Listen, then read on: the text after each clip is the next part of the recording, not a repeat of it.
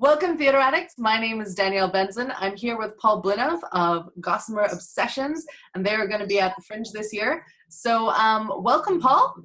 Hi. I'm Hi. happy to, thanks for having me. You're currently in Edmonton, right, at the Fringe? Yeah, we're doing the Edmonton Fringe right now. It's sort of heading into the second weekend, so we're all like a little tired, but it's feeling good. It's good. How is it going up there? What's the vibe like? It's a little busy. I'm in a cafe, that's why it's a little noisy. Now I got to Yeah. run to a different show, but it's been so smoky. So maybe the walk around traffic isn't as busy as it has been in the past, but it's such a dedicated theater audience here, and people really love the Fringe and everything. So I've been having a great time. We've been having a great time. That's great. So you and Amy, I believe, who are the kind of core or the only performers for Gossamer? Yeah, we write it, we perform it, we put it all together ourselves. Great. So you're at the Edmonton Fringe at the moment, and I believe you've done other Fringes before, but this will be your first time at Vancouver Fringe? Yeah, that's right. I'm excited to see the Fringe on Granville Island. What's your favorite thing about Fringe in general? Ooh, I'm a big fan of the surprise. Just seeing a show, taking a chance on a show, and then it really paying off. I think people take such fun risks at the Fringe that sometimes it seems like that's the place they take. Sometimes their most ambitious ideas come through there, or maybe in their first form there. So I really like seeing that and sort of listening to buzz on what's going well. You know, hearing about good shows in the beer tent, checking one out, and being really surprised, impressed, inspired. I guess is the word. Cool. So have you attended Vancouver Fringe before, or is this going to be your first time?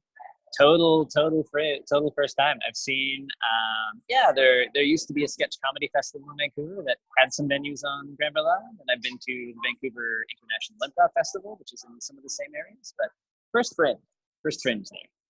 So you're kind of familiar with the area. You did the sketch comedy festival.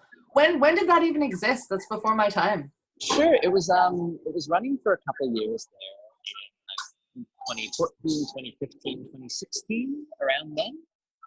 And it was great and delightful. And for us, when we were starting out, it was sort of the first place we went where it was like, oh, good, this thing we're doing works outside of our circle of friends and the venues we know and the places we know. So it was really nice. Vancouver was the first place we took the first version of our show. Oh, great! So you had a warm welcome in Vancouver before, so it's the kind of thing we like. Yeah, it's great. It's great. So tell me a bit about this Gossamer Obsessions. I'm very interested in the name. I read the write-up and it said a little bit about, taking the light out of the dark kind of thing. So tell me a bit about where the name came from and what the show's like.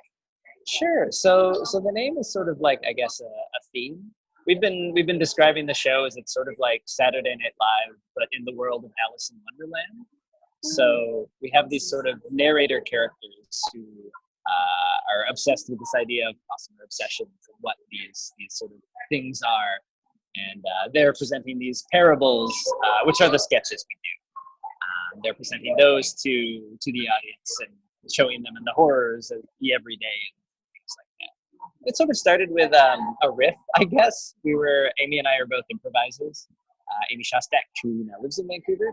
And so we were just riffing on this idea of what is a Gossamer obsession. We made this big list of things like eyeshadow on a parakeet, an ivory butter knife covered in ash.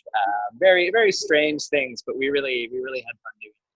And then some friends were running a comedy show in Edmonton. We're looking for some sort of alternative acts, and we were like, great, let's see if we can do something with that list. And it went really well, and that was a bunch of years ago now, and we've sort of developed it into the show it is now. Cool. It sounds quite whimsical. Yeah, that would be a great word for it. I wear sort of like a cowl. We throw petals off the top of our show, so there's quite a bit of whimsy. Yeah, like dark whimsy, I guess. Yeah, whimsy can be dark. I mean, Alice in Wonderland is pretty dark. If we're talking about that as an example of whimsical. Totally. Yeah, so kind of sweet and dark at the same time. That's quite a nice mix. Yeah, it's been pretty fun. And audiences have been really responding to it.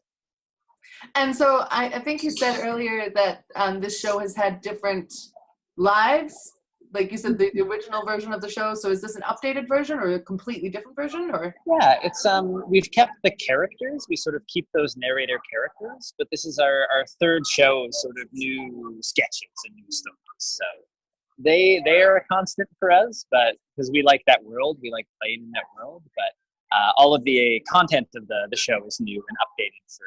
This is our third full length show, and so the content has been updated. So if someone in the Vancouver audience saw Gossamer Obsessions at the Sketch Comedy Festival, for example, they'd be seeing the same narrators, but completely different parables. Yeah, that's right. Yeah, that's absolutely right. Cool. Awesome. So do you have a half price show? We do. It's the first Friday. I can email you the detail link. But, Super. It's the first Friday. The first Friday will be the 7th of September. So we'll just tell people, go look it up. Go look up the time in your program guide. Yeah, exactly. Awesome. So this is your chance to talk to your audience before you see them. What would you like to say or say on Amy's behalf about the show and why people would like to come see it? Sure. I think for us, the show is just this world we've sort of found of like dark whimsy and the macabre, but also fun sweetness has been such fun for us to play in as improvisers. Even though it's a written show, we have backgrounds in improv, and so there's a lot. It's very playful. It's very fun, and we always sort of think we have there's a certain type of audience for the show, but then when at a Fringe like this, when tons of people come who we never would have expected to come, they all seem to have such a great time. So it looks like very stylized and strange, but it seems very accessible, which is I think what we want in the comedy we're doing is to be able to give everyone a good time. Does it end up being a tiny bit different every night because you do have that improv background? I know the scenes are written, but are they slightly different every night? Sure, yeah. The other night, we had 10 minutes into our show, someone opened the venue door and sort of staff came in and looked and then closed the door again. And so we riffed on that a bit, and then that came back later just because it seemed, in the moment, felt right to do. So, so it shifts a little, and there is sort of a few improvised segments, so every night is a little different, where we explore these characters in this world with the audience that's there that night. And it allows you to really, even if you have set scenes that you love doing, it allows you to really adapt to what's going on and what the audience is giving you. Yeah, and to read the room and to respond to them and feel it out. Yeah. I've got Paul Blin up here, and he and Amy Shostak are Gossamer Obsessions at the review stage at the Vancouver Fringe Festival this year. So thank you so much for coming. I can't wait to see your show, and good luck for the rest of the Edmonton Fringe. Thank you so much. Thanks for having me.